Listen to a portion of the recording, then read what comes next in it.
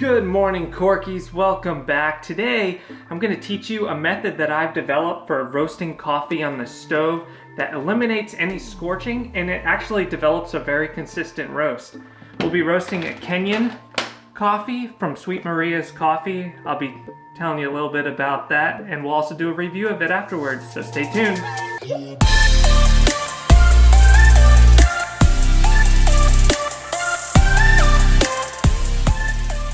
Hello everybody, welcome back to Cork and Java, your go-to place for coffee and wine, reviews, and how-tos. On this channel, we like to enrich your experience with all your favorite beverages, and today is no exception.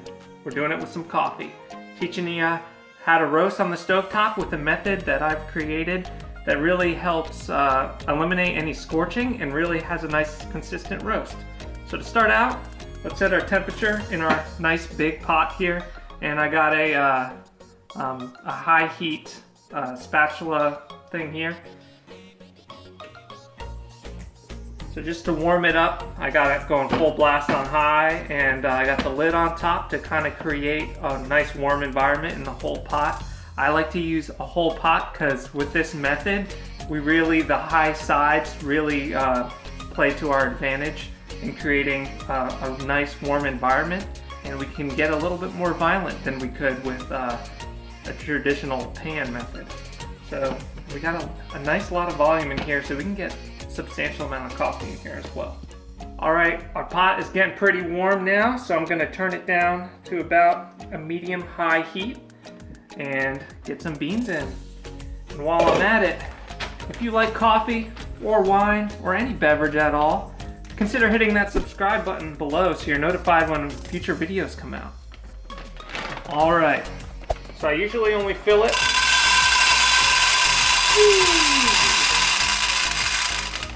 to where it just covers the bottom with one layer. And then you start moving it. There's 3 different stirring techniques that I use. When it's still green, I tend to stir it a lot like this.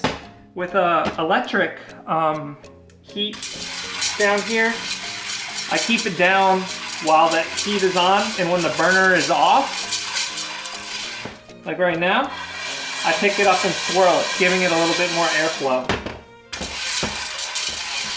In addition to just regular circles, making sure it's moving, the magic to my method is this move right here.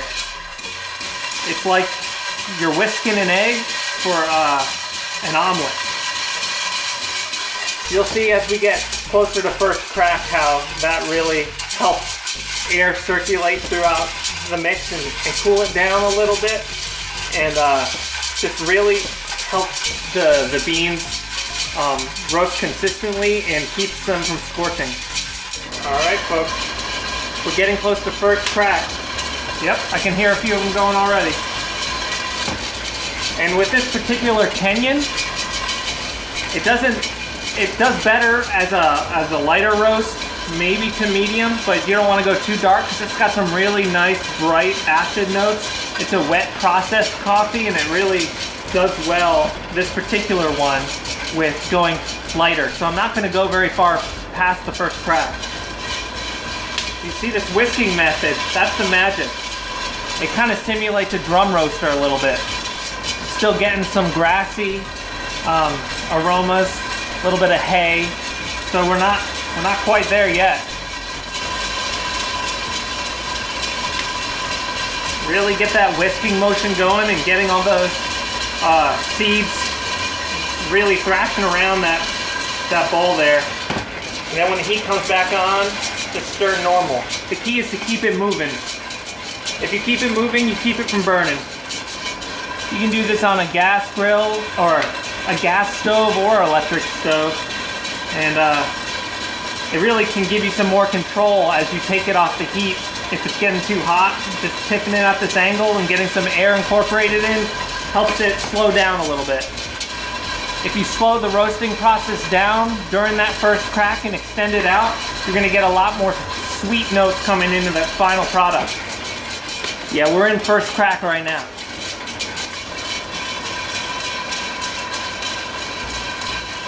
Really extending that first crack out.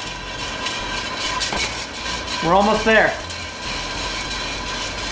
Starting to develop some more fruit aromas. I get a little tobacco notes in there.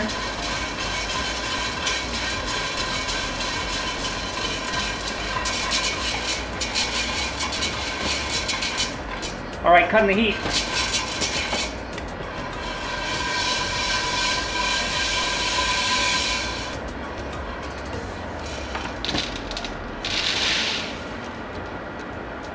Dumping it all out. I'm gonna go outside and remove some chaff and I'll be right back. All right, so I went out and I cooled it down outside a little bit, removed some of the chaff just by tossing it and blowing through, and gets rid of most of it. As you can see, it's a fairly consistent color, pretty much no scorching at all. It's a beautiful light roast right here. And really that's pretty much the best you're gonna get for a stovetop roaster. Of course, you're not gonna get as consistent if you go up to some appliances like some of the Baymores and some of the drum roasters and stuff like that. But for roasting at home on the stovetop, man, it doesn't get any better than this technique. And after you've roasted it, I recommend about 3 days letting it sit in an airtight container, but letting the lid off every 6 hours or so, or 12 hours or so. And because there's a lot of off-gassing that occurs in the first 3 days, and it's important to do that before you start drinking it to get your best experience. So I'm gonna wait 3 days and then I'll be back to review this for you, so stay tuned.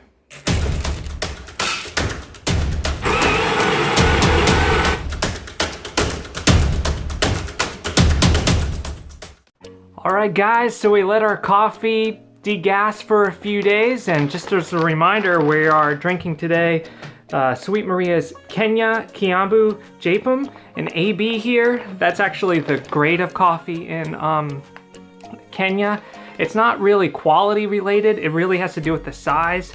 AA being the biggest size beans, and AB being the second biggest. So they're fairly large beans. This is a wet process coffee, so the process of removing the fruit from the actual seed, which is what this is here, is a wet process where they basically let them float on a bed of water and kind of remove all that fruit with a big metal drum.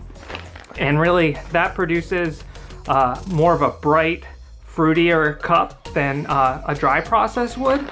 So that's one interesting thing about this coffee.